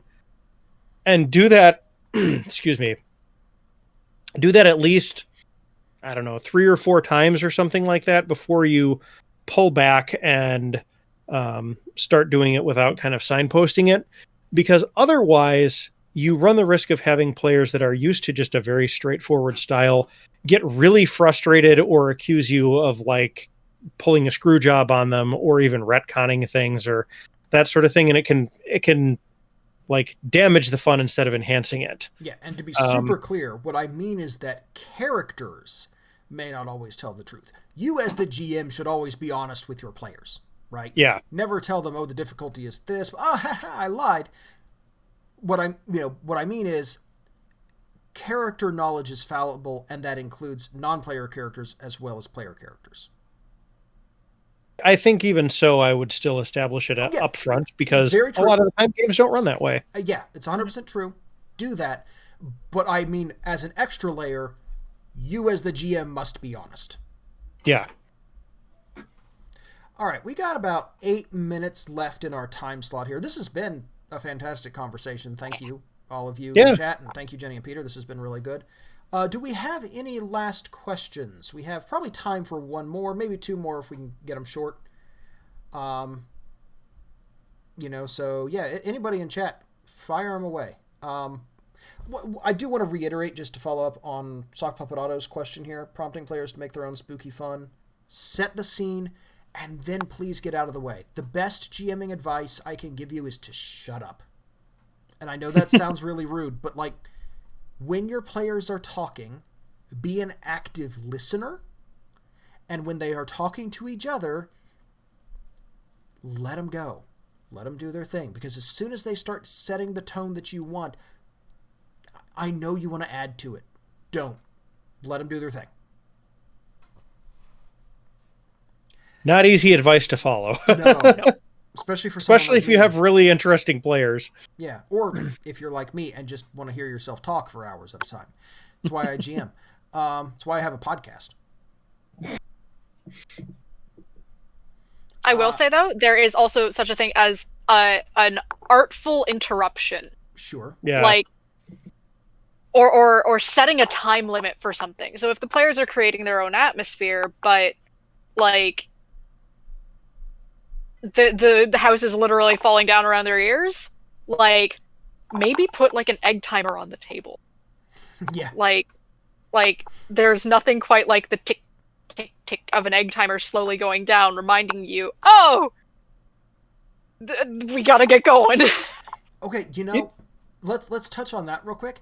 Time limits are a really interesting thing to add to games, in part because it isn't usually in place. So adding that tension, obviously it cannot be, all right, you have 30 seconds to decide what you're doing. Like, physically you can't do that with a table of 4 to 6 people.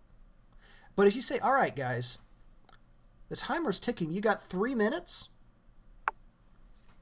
that can be really tense, right? Or you have 3 minutes to tell me what preparations you're making. There's a game that I heard of a long time ago. I could not name it for the life of me, but it was a heist game. And the idea is that the players are describing everything that they're going to have to encounter and what they are going to come up against and how they're going to get around it. But you as the GM, every 20 minutes of planning that they do, add in something that they did not expect. Okay, you know what the very best example that I have ever participated in of this was? I was playing in a game, and the GM puts this waltz on, and we had, like, the player group had to get something accomplished before the waltz was over, and we kind of looked at the GM and we're like, how long does this waltz last? And he's like, some number of minutes. It's like, you have a clock ticking and you don't know how much time is on it. Yeah. That really builds tension. And music's a really cool timer because if you pick the right piece of music, you can hear the crescendo coming. You know when it's going to peak and then fall off. So it's not just a flat timer you can lose track of. There's an emotional build happening that you then have to react to. Because everybody kind of knows how music flows, unless you've got some very dissonant modernist piece where you can't trust that. If you pick something that kind of is has some of that classical timing. You'll know when it's going to run out emotionally, but you won't really know, like, oh yeah, this is 4 minutes and 50 seconds. Yeah. All right. Okay, J Swan 1999 asks, "You have a podcast? We should probably plug that on our way out." Yeah, so actually, I'm about to do just that. First of all, thank you everybody for tuning in. This has been fantastic. Yeah. Please continue to support the Bodhana Group, not just through Save Against Fear. They do amazing work. Continue to support them throughout the year. Fun fact, I use smile.amazon.com and have the Bodhana Group as my my group that I support through that. So whenever I make an Amazon purchase, some little bit of change goes their way. You can do that for any 501c3. But that's I do it with the local food pantry. You know, yeah, also a good choice, but you know, I picked them. You know, continue to stay abreast of events. I know that the Save Against Fear Discord is going to stay online after Save Against Fear ends. There's going to be a lot of discussion, planning, and just general conversation. That's a great thing to get involved with as well. Now, as for saving the game, I suspect most of the people in chat do know about this, but if you don't, or if you find this video later or anything like that, we're saving the game, not Save Against Fear. That's the thing you've been doing. Saving the Game is a Christian podcast about tabletop role-playing games and collaborative storytelling. And that means that we talk about a lot of these sorts of things. You know, how do we deal with horror elements? How do we deal with the real world? We're doing that from a theological perspective. It's ecumenical. We're not, any of us, the same denomination, which is, I think, adds a lot to it. You can find us at stgcast.org. We're on Facebook and Twitter as Saving the Game. We're on Twitch as STGcast, obviously. We're on YouTube as Saving the Game. And this video will be uploaded to YouTube afterwards. So, you know, if you found this conversation interesting, find it on our YouTube channel and share it out to other people. You know, and subscribe. We've got, 180 odd episodes, probably more than 200 if you count bonus episodes, because we've been doing this for over 8 years at this point. Yeah. It was 2012 that we started. I know. Summer of 2012. Crazy. It used to just be Grant and me. And we had a couple other hosts kind of come and go, and then Jenny's been with us since episode 106. 106 or 107, yeah. Yeah. So, yeah, we've got, oh man, Jenny's coming up on, I've been here for more than half the time, the run of the podcast, which is pretty great. Yeah. We like that. Yes, we do. All right. Please, if you have a minute, obviously check us out, but check out Save Against Fear. If you go to saveagainstfear.com, that is really a link to the Bodhana Group's site. Find out more about the Bodhana Group. They obviously are an amazing group of people who do gaming for all sorts of therapy. Go check out recordings of other panels once those become available. I know a lot of them will be posted. Follow them on social media. Keep an eye out on stuff. You will learn a ton from your interactions with the Bodhana Group. We certainly have over the years. So keep supporting them, and yeah, that's it. Please do that. Don't worry about us. This is for them. Yeah. And for you. This is for you watching this episode, listening to it. Check it out. It's going to be great. All right. Any last thoughts from anyone? No. Stay safe. Yes. Yeah. Stay safe. You know, it's been a rough year for everyone. Take good care of each other. Stay safe and take good care of each other. Yeah, that's it exactly. You know, show each other grace and love, and respect each other, and you know, be good to each other. All right, from all of us here at Saving the Game and Saving Against Fear 2020, have a good one. Take it easy. We'll catch you next time. See ya. See you later, folks.